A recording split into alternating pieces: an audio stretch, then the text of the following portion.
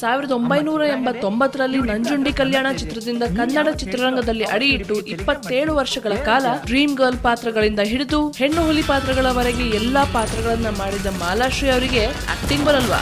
ಏನ್ ತಲೆ ಕೆಟ್ಟಿದ್ಯಾ ಅಂತೀರಾ?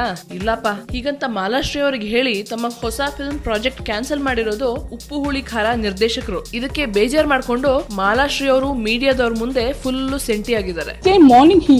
Yesterday morning he messaged me saying that Manju sir is very upset because he's not because of your delay and your performance is not up to the mark.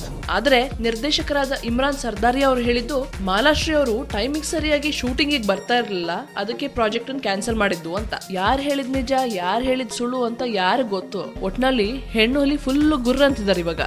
ಯಾರಿಗೋ ಮಾರಿ ಹಬ್ಬ ಅಂತೂ guarantee. Sudha Murthy ಅವರು involve ಆಗಿರೋ ಈ ಚಿತ್ರದಲ್ಲಿ ಇಷ್ಟೆಲ್ಲಾ ರಾಮಾಯಣ ಆಗ್ತಿರೋದು ಅವ್ರಿಗೇನ್ ಅನ್ಸ್ತಿರುತ್ತೋ. ಈ ವಿಷಯದಲ್ಲಿ ಯಾರು ಸರಿ ಇರ್ಬೋದು ಅನ್ಸುತ್ತೆ ನಿಮ್ಗೆ? ಮಾಲಾಶ್ರೀ ಅವರ ನಿರ್ದೇಶಕರ? ಈ ವಿಷಯದ ಬಗ್ಗೆ ನಿಮ್ಮ ಅನಿಸಿಕೆಯನ್ನ ನಮ್ಗೆ ತಿಳಿಸಿ. ಹಾಗೆ ಇನ್ನಷ್ಟು ಅಪ್ಡೇಟ್ಸ್ ಗಳಿಗಾಗಿ ಸ್ಯಾಂಡಲ್ವುಡ್ ಸೆಂಟ್ರಲ್ಗೆ ಸಬ್ಸ್ಕ್ರೈಬ್ ಮಾಡಿ.